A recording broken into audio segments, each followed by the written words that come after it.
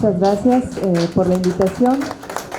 Yo les voy a hablar, no traigo lamentablemente la imagen para que un poco vieran sobre este peritaje. Ahorita lo vamos a circular en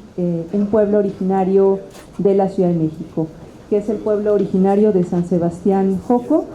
Yo quisiera primero contextualizarlos un poco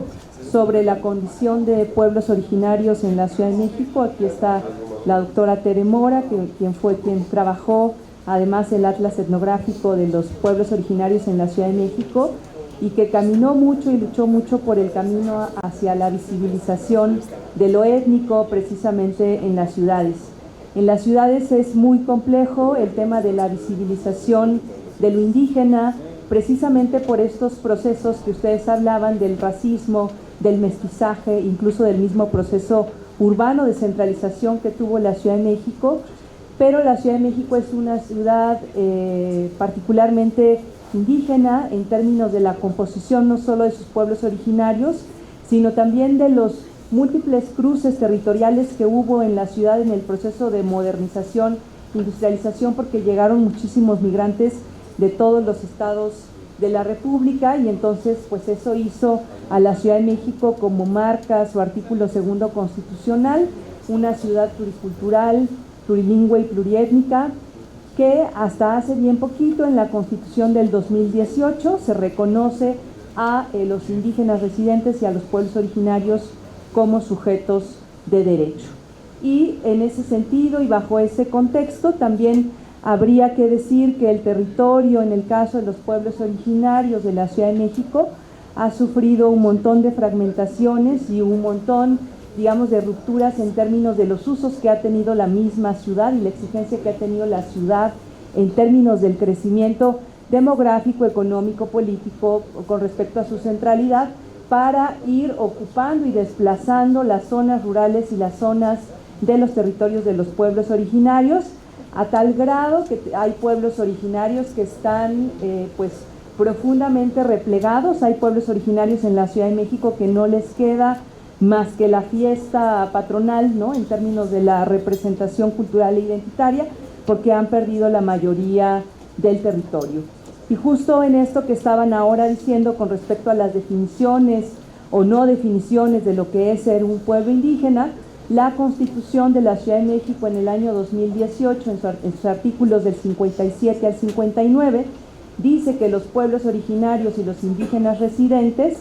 son equiparables en términos a lo que son los derechos indígenas en el segundo constitucional, ¿no? Además, en ese sentido, ha sido un camino largo, digamos, hacia la visibilización, pero también al entendimiento de estas identidades particulares de los pueblos originarios en la Ciudad de México, porque ahí no solo han perdido territorio, han perdido lengua, han perdido muchas formas de organización comunitaria que la misma fragmentación urbana pues les ha impuesto, ¿no?, y que incluso hasta el día de hoy no existe con claridad un conteo de quiénes y cuántos son los pueblos originarios dentro de la Ciudad de México. Ha habido avances como este trabajo pionero de la doctora Tere Mora, de otros antropólogos también, en lo que era en ese entonces el gobierno del Distrito Federal. Hubo también ciertos avances en más o menos cuantificar cuántos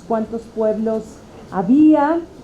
No hay a ciencia cierta un número exacto, hay quien dice que son más de 200 pueblos, hay quien dice que son 154. Ahora el registro de la Secretaría de Pueblos y Barrios Originarios e Indígenas Residentes de la Ciudad de México, CEPI, reconoce solo a 51 que se registraron en el sistema de registro que ellos impusieron, y en fin no existe todavía como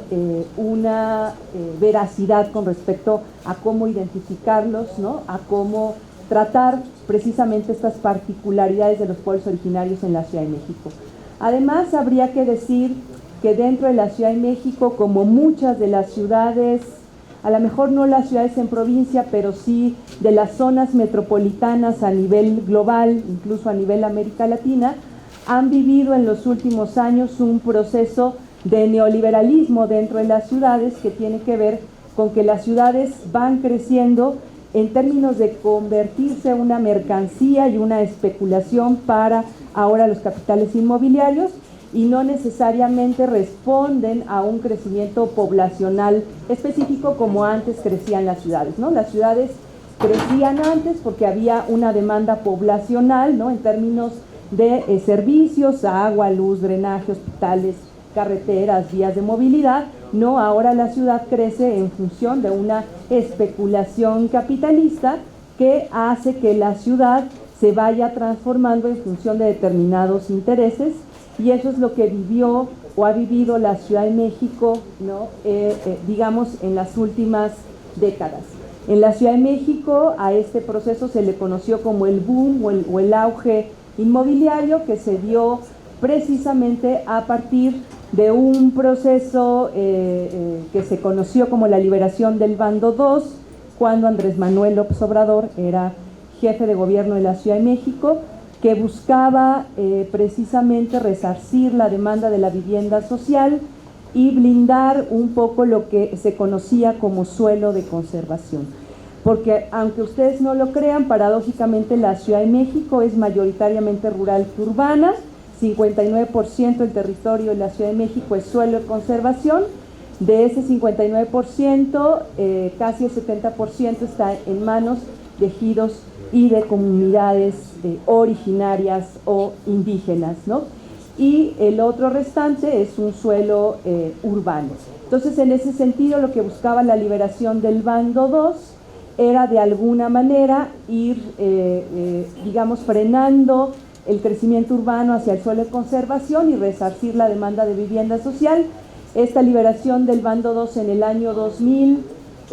no tuvo por cumplimiento los objetivos que tenía, sino todo lo contrario. Se dio un fenómeno sí de renovación urbana, sí de construcción de vivienda, pero no fue una vivienda social, y sobre todo esto tuvo un mayor auge en los siguientes gobiernos, con Marcelo Ebrard y sobre todo con Miguel Ángel Mancera, que abrieron la construcción de la ciudad hacia capitales privados. En ese auge, uno de los grandes megaproyectos que se anunciaba como el gran megaproyecto de la ciudad era el proyecto Mítica, Ciudad Viva, Ciudad Progresiva, que comenzó a cocinarse desde el año 2008. Este proyecto o megaproyecto Mítica, Ciudad Viva, Ciudad Progresiva, tuvo también una serie de transformaciones en términos de la inversión. Participaron muchos inversionistas. Al final quien compra el proyecto es Fibra 1, ¿no? Porque son quienes tienen los recursos, pero la idea, digamos, de este megaproyecto era plantear una forma diferenciada y una forma específica de habitar la ciudad, que era una ciudad segregacionista, en donde se pretendían construir varias torres, no solo de viviendas, sino también de servicios, oficinas, hospitales, centros comerciales, en